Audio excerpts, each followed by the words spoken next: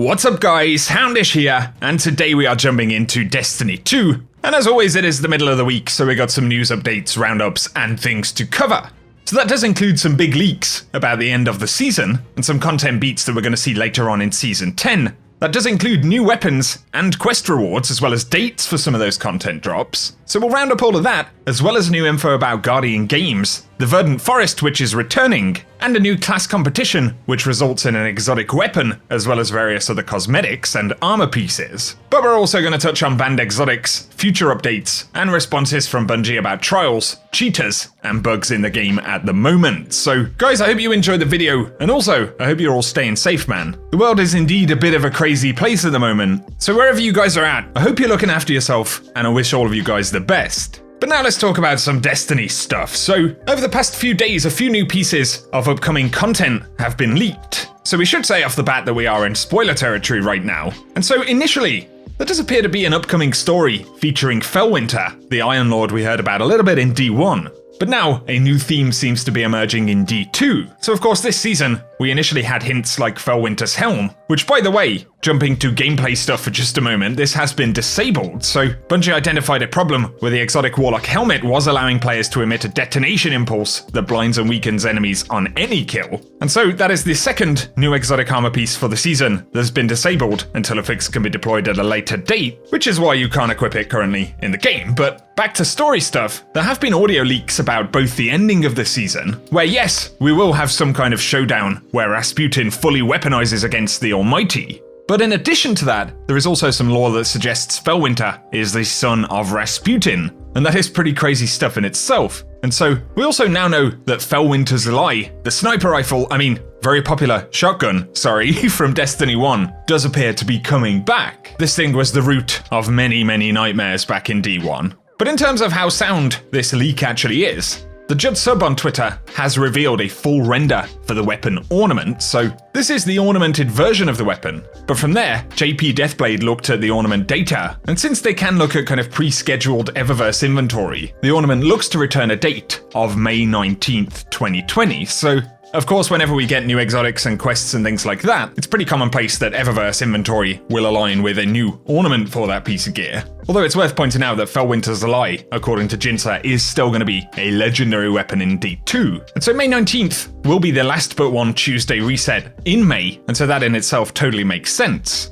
However, on the front of Siva, this season, players kind of started out with mere speculation about the potential of Siva coming back. And then moving forward, Jinsa shared an asset in the game files which looks very much like a Siva monitor. And then the Judd Sub even retextured it so that we can see exactly what the component actually is. So that's pretty cool. And it does come in addition to some text strings which refer to the content we'll actually play to unlock Felwinter's Lie, as far as data miners know. So that's where Jinsa tweeted PvE Observatory, Felwinter's Lie scanning, and then it has a listing for Felwinter Coffin, Resurrect, Siva, and Fight. So regardless of any speculation around it, it's starting to look like it's going to be a pretty cool piece of content. And also, since it is right at the back end of the season, it seems likely or entirely possible that this will tie into the Season 11 content, if indeed this content does drop into the game, which tends to be the case with this info. But whether it's Iron Lords, Felwinter, or Siva that'll be a key theme next season, that is something that we'll have to wait and see later down the road. However, completely separate to this content, in some newly leaked Guardian Games content, Jinsa also shared info on exactly what to expect, and so we do get a little bit of an idea of how it works.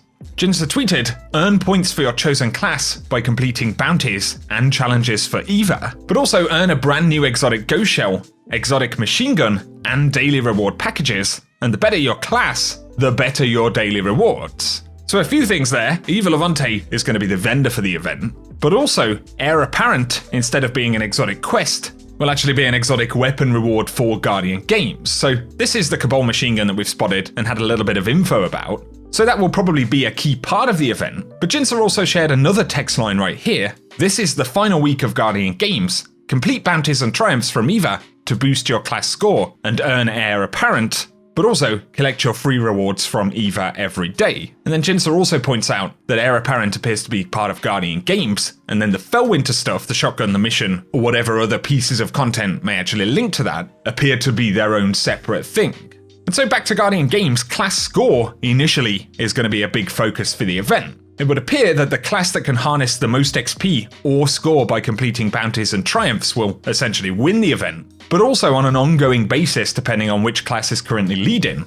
Obviously some of those text lines mention improved reward packages for whichever class is currently in the lead. I mentioned before that in the preview of the Heir Apparent machine gun, we can see the base Warlock sigil on the gun, so that's pretty interesting, and it seems possible that the weapon could possibly carry the sigil of the winning class inside of the event. And so maybe we get the machine gun at the end of the event, or it gets updated to display the winner once the event is actually completed. We don't know just yet, by the way, but what we do know is that the Verdant Forest appears to be coming back as part of the event. So once again from Jinza, during the 2020 Guardian Games, defeat 3 bosses in one run of the Verdant Forest. So it will be interesting to see if Verdant Forest has kind of been updated. But obviously there will be a mechanic where we're defeating multiple bosses inside of runs in that mode, so definitely an interesting concept. But in terms of other loot, it does look like we're going to get some other gameplay rewards. So right here we have a Guardian Games Ghost Shell, and Jinza points out that the source says that it's earned during the Guardian Games event, but it would appear that we are looking at class Ghost Shells, so of course the one right here would be for Warlocks presumably, according to the Destiny 2 class sigils at least. And that is a very, very cool Ghost Shell. And then Titans will get the Lion. Once again also makes sense according to the D2 class sigils, and then we can see that Hunters are presumably going to get this shell with the snake on it. That would be my guess at least, and then Jinza also pointed out that the listed perks for these exotic ghost shells are all for Speed Demon and Guiding Light, so that definitely sounds positive. And it looks like if we're lucky, these will be unlockable in the event, as the source says. So opposed to being Eververse loot, and the fact that it appears we're getting new armor ornaments, hopefully there are going to be plenty of gameplay rewards, but separately, JP Deathblade's Today in Destiny is where you can find the roadmap of items which will drop, so it gives us a bit of a preview of Eververse specific items, including the Victory Lap Sparrow, the runner-up emote, and we can also see the ornament right there for Heir Apparent. And then there are new exotic multiplayer emotes as well, so all of this is content which will kick off following the April update, currently slated for the 21st of April. That's assuming that doesn't change in the current circumstances or anything like that, but as far as we know it should be okay, and that's when we'll also get the Nightfall Ordeal update, and this has been listed as one of the kind of major pieces of PvE content. It's going to have its own seal, and that's definitely cool, but I'm also curious about rewards there. They currently list better chances at upgrade materials, and that in itself is positive, but what do you guys think? Do we need some additional rewards in there to make things interesting enough? I would personally love to see it, but feels like it might be a little bit of a stretch, so let us know what you guys think about a 1060 power ordeal and how the rewards should look, but also any thoughts on Felwinter's return, the new weapons, and rewards or Guardian game stuff. Be sure to drop them in the comment section as well.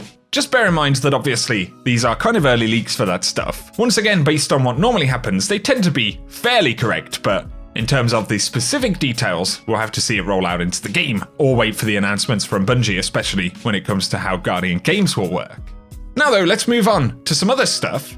And Cheese Forever initially did post something that could be kind of useful, especially when the IO bunker drops, and it is possible to get triple Pinnacle drops from bunker rank ups. So Cheese Forever has a video about this I'll link down below, but normally rank 7 is a Pinnacle drop from bunker upgrades. And he says that if you have a rank 5 engram on one character but not picked up in the bunker, and that's a normal powerful engram, but in addition a rank 6 engram on a second character also not picked up, and then a rank 7 engram on a third character, which of course is Pinnacle, apparently if you're holding all of those engrams at the same time, all of them will become Pinnacle drops instead of just the one. But it does point out that you have to pick them up before the weekly reset, so you can do this now if you haven't already done your upgrades on the moon, for example, but if not, you can do it next week on the IO bunker, especially if you farm and save Warmine bits now ahead of time. So if that sounds interesting, I'll link the Reddit thread, but also Cheese Forever's video down below. We have been seeing a lot of feedback and conversation about trials,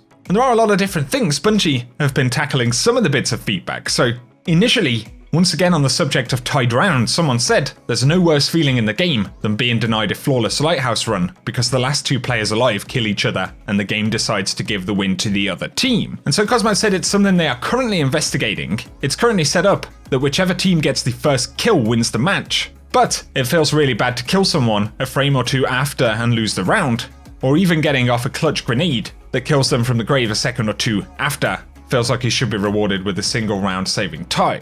And so they say they are looking into that, and they'll share more details when they know. And so that problem in general, and in a couple of different ways, is something that they're looking at. But Cosmo also said that they are currently investigating enabling rejoin for trials. And so a potential in the future that when you get kicked out of a game or something, you could possibly rejoin back.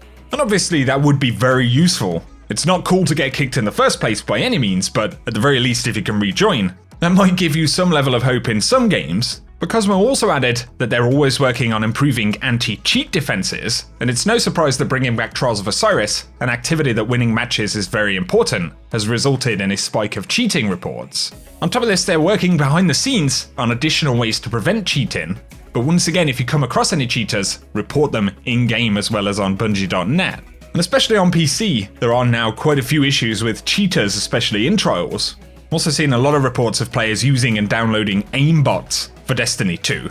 And obviously that is a fairly significant problem. There are even reports of PC players saying that they're going to come back to console for certain weekends just to try and avoid players actually cheating. And so if that is the case, obviously that's pretty frustrating. I haven't actually played all that much Trials on PC, so if you guys have any thoughts or experiences with that, definitely drop them in the comment section down below. But DMG also replied and said on the subject of feedback, things that they have listed and are potentially going to work on include desirable rewards. And it does point out that new things will be dropping at the end of cards for the next few weeks. But they're also passing around ideas about the ability to turn in tokens without a certain number of wins or adjusting those win requirements. But they're also discussing skill creep. And as Cosmo said, the discussion about cheaters is an ongoing thing, so very much like you guys, I'm just hoping that Bungie are taking all this feedback on board. But once again, give us your thoughts down below, and also you can use the appropriate channels to give feedback to Bungie where possible. But on a lighter note, of course Bungie shared this week the full Shaxercise mixtape soundtrack. This is the one that actually plays in Zavala's office, so you can check that out if you like, I'll link it down below. And they also posted the story of Shaxercise and how they produced and kind of compiled that stuff. That's also pretty cool on the Bungie blog if you want to check that out. And of course we did do our own intro to Shaxercise a couple of weeks back. That was just a little random fun thing that I found myself doing during the video edit process. But guys, for today that is everything that we have to discuss inside of the video. So I'll be doing my best to keep you posted on the world of Destiny 2, so if you do want to keep up to date, be sure to hit subscribe and turn on notifications so you don't miss out on any content. But if you've enjoyed this video, a rating really helps me out down below as well, guys. And as always, I love to read your thoughts in the comment section, but otherwise, I appreciate you tuning in, and whatever you get up to, I hope you have an awesome day. Finish it!